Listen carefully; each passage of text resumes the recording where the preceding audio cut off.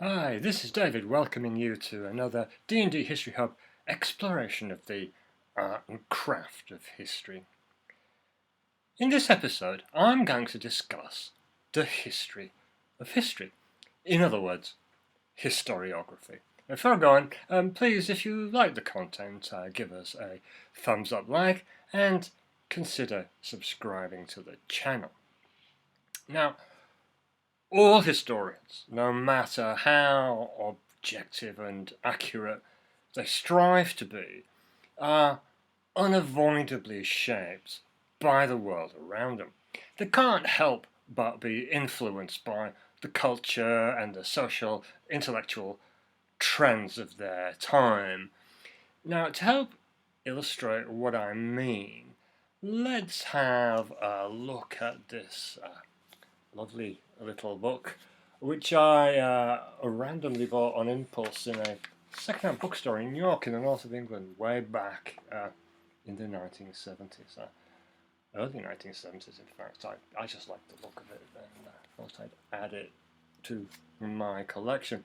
It's called The Living Past, a sketch of Western progress by Francis Sidney Marvin.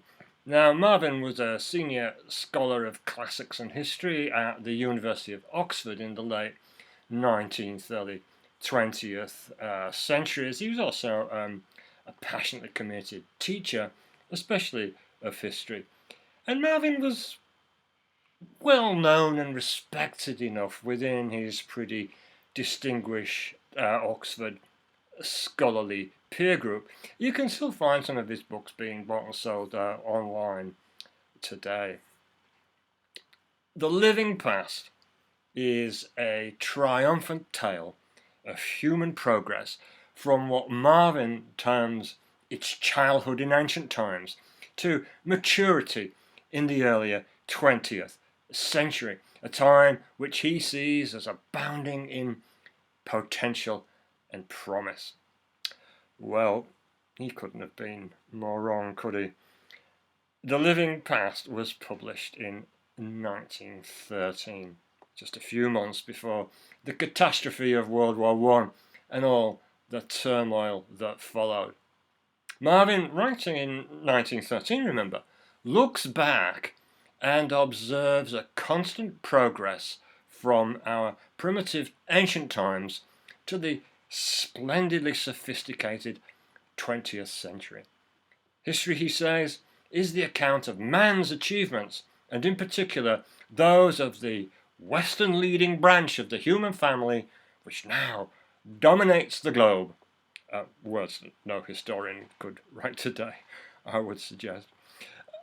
Clearly impacting his thinking to me is Darwin's theory of evolution by natural selection, formulated in On the Origin of the Species, published in 1859. There's a link below to my video on Darwin and evolution if you want to check out more of the details of his theories. Now, it seemed natural to Marvin to apply or misapply Darwin's theory of evolution to individuals, cultures, and societies. He writes, a civilized man, which he means collectively, has so vastly greater store of knowledge than the savage that the latter seems by comparison to be as naked in mind as he is in body. Knowledge, power, social unity, and organization. Here are three differences in which progressive development can be easily traced both in historic and prehistoric times. Now, Marvin uses the word savage here in that kind of Rousseau sense. Someone living in a state of nature rather than somebody who's living in towns. And it also applies to white people who were savages before they became civilized, that is, living in cities. At that time, it was a common expression, and I don't think it was intended as an insult.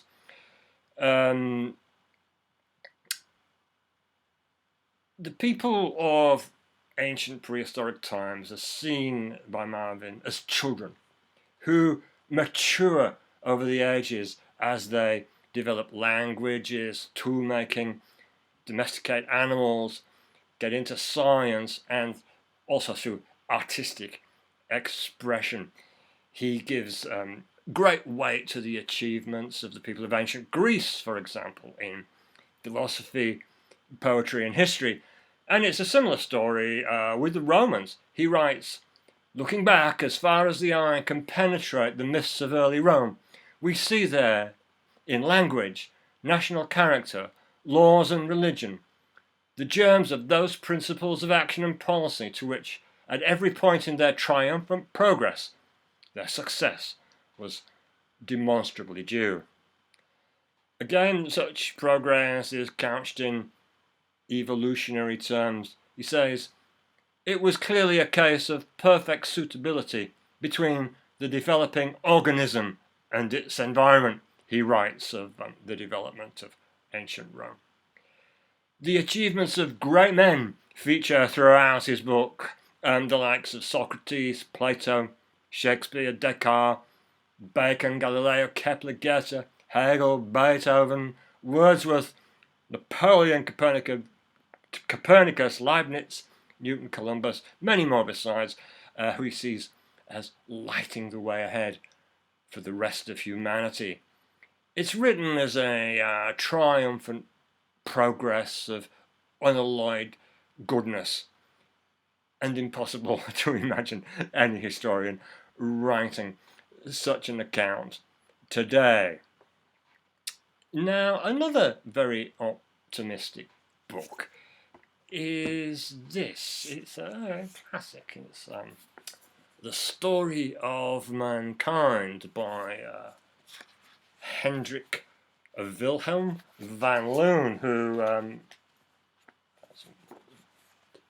picture on it, who was a historian, a Dutch-American historian and journalist. And this book was published first in 1921 with charming illustrations of historical figures by Van Loon himself. I have to say, actually, that this was the book, or rather an earlier version of it, that sparked my lifelong love of history. When I first read it in my school library over 40 years ago. Yeah, I just liked it. It was just great little stories, that dragged me into it. Van Loon paints an optimistic picture, again like Marvin, of progress from darkness to the light. Just a little extract here. We live under the shadow of a gigantic question mark, he writes. Who are we? Where do we come from? Whither are we bound? Slowly but with persistent courage, we have been pushing this question mark beyond the horizon, where we hope to find our answer. Man was the last to come, but the first to use his brain for the purpose of conquering the forces of nature. And then he goes on using examples of people and their discoveries and achievements to show how they went on to dominate their planet.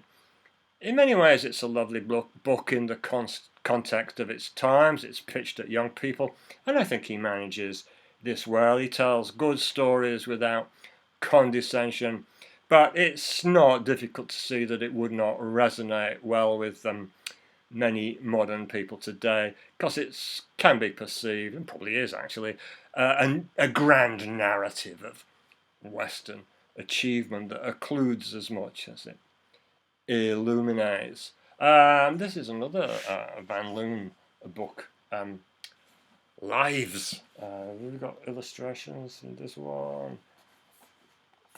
So, little illustrations all the way through. It's a grand old book, this one. It was first published in 1943.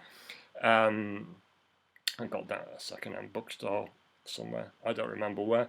And it's a similar tale of progress as is this other Van Loon book that I have here, The Arts of Mankind. Again, they have these gorgeous illustrations in them. throughout. And it's like a typical, once upon a time we didn't know very much, but we got better, and look at us now, we're great, that kind of thing. Now, just another quick example of triumphant storytelling here is Winston Churchill's history of the English-speaking peoples. I think this one's got illos in it, I seem to remember. Or maybe not. It's all dense and tight. But now, as you can imagine, with it being Winston, it's beautifully written and a rattling good yarn. It's full of battles and disasters and, of course, triumphs. Another one I have here is something just a little bit different. This is Jacob Bronowski's The Ascent of Man. This is a very nice book. It's got lots of illustrations, and it was originally a television series, actually, and Bronowski translated it into a book, if you like, and it's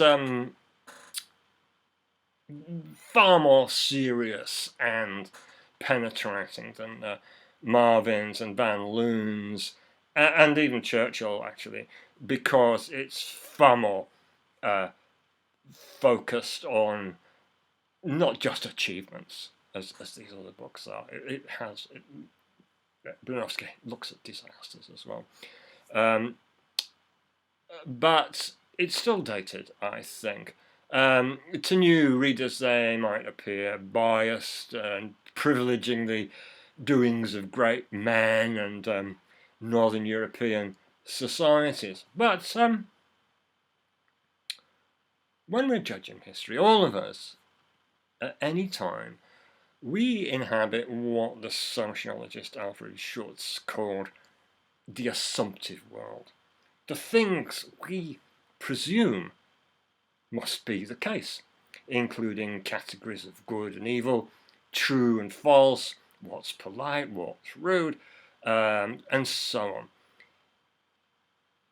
This world changes over time and place.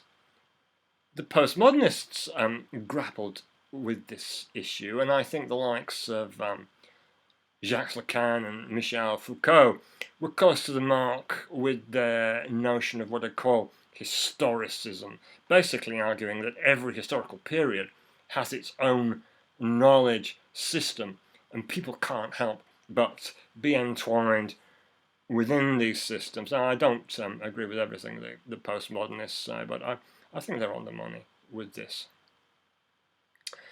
Interesting, I think the 20th century postmodernism view is very much influenced in turn by the dictum of a 19th century philosopher and economist, a certain Karl Marx, who opined that the ruling ideas of each age have ever been the ideas of its ruling class.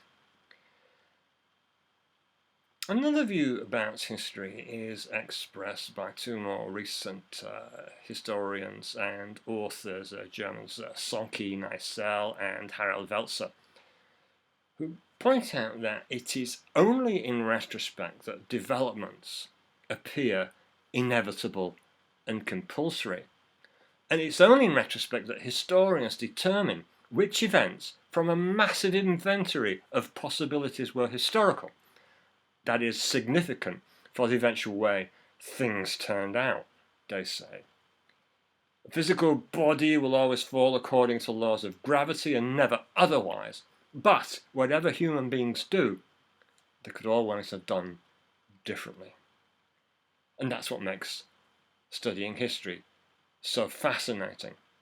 As much as they may try, historians are never neutral. They're always bound up, even if unconsciously, in their time and place, their preferences and their prejudices. So that's it for now. Please let me know your views in the comments section below.